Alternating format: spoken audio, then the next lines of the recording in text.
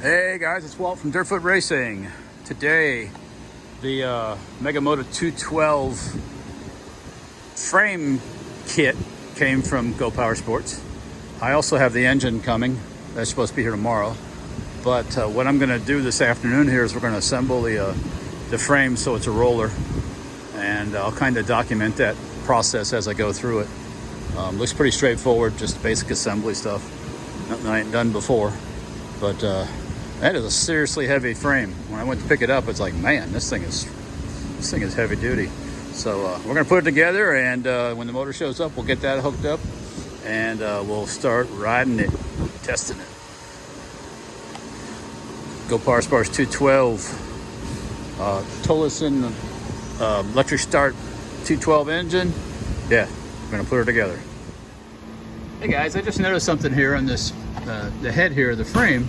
There's two holes, and when I was watching Redbeard's Garage, he ended up drilling it out and putting two grease fittings in there. I don't know what the purpose of the holes are for, because they're only on one side. So and there's nothing in the instructions that they show going into those holes. So I might go ahead and tap those out and put some grease fittings in it, like Redbeard did, that kind of fill up the holes, and it's useful to put some grease in there every once in a while. So let's see how that works. Okay, I drilled it out. I drilled the holes out, 1/8 inch pipe tap, put a couple grease fittings I had here, so I didn't have to go out and buy anything or anything like that. Probably excessive. I mean, to pump this head full of grease, it's a bunch of grease, but hey, better than leaving those holes open for the dirt and the water and crap to get in. So so on to putting the triple clamps on. All right, the triple tree, as I call it, triple clamps, whatever you want to call it, is installed. I just basically grease the bearings up. Got some moly grease here. Use that, and it's pretty straightforward as far as the assembly goes. I haven't tightened everything up finally yet until I get the forks on, but that's the next thing here, forks. Grease fittings are not a problem. We'll put grease in it later. I mean, I greased the bearings when I assembled it, but we can always squirt a little extra in later. I mean, technically, like I said, that's going to be a lot to pack that thing up. We'll see how that works once I get it together. But next thing is the forks. All right, the forks were installed. That was pretty simple. I did have to clamp this part in a vise to get that loose. I think I tightened them a little bit too tight for that trip from China, but they came right out with when you use the vise. But they slide right up into the tubes, the nuts on the top, and then I'm going to probably wait to tighten everything up until I get the wheel on. But that's the next thing we're doing here. So put the wheel and the front axle on. Okay, I had a slight change of plans. I went ahead and put the fender on before I put the wheel on. It'd be a lot easier to get that in there. 2 bolts. The only bag that had 2 bolts in it, I figured that was the ones that went with it. So let's do that. Wheels next. All right, front wheels installed.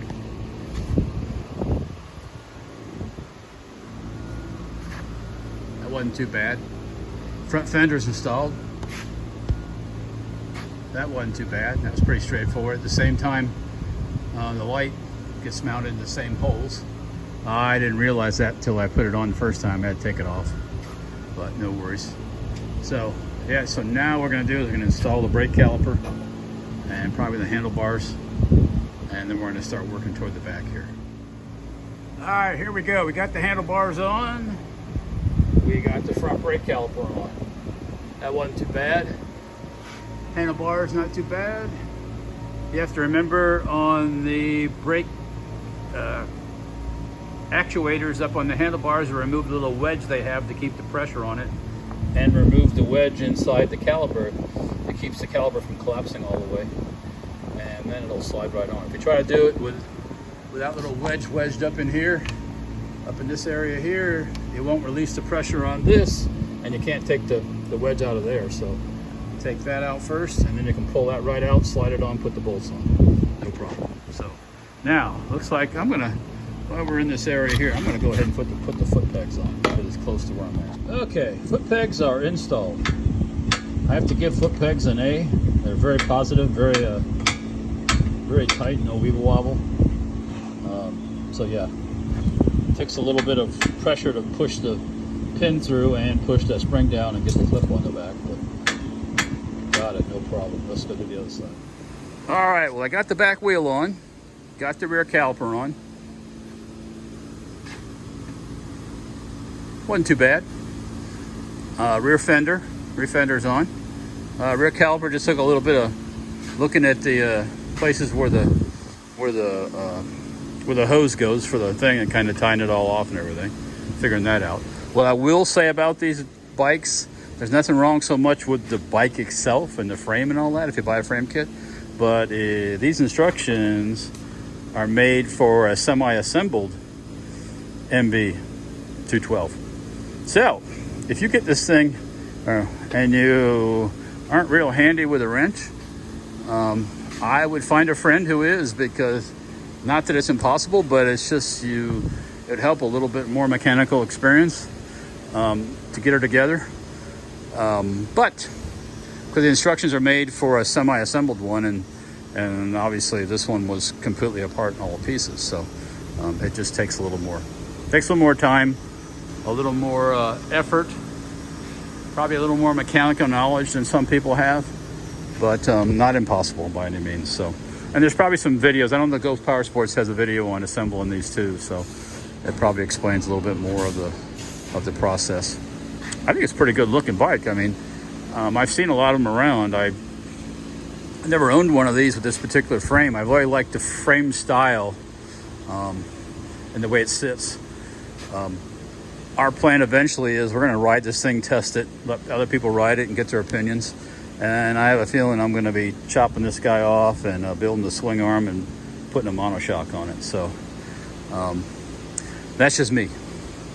You don't have to do that. You probably get a lot of use out of this thing.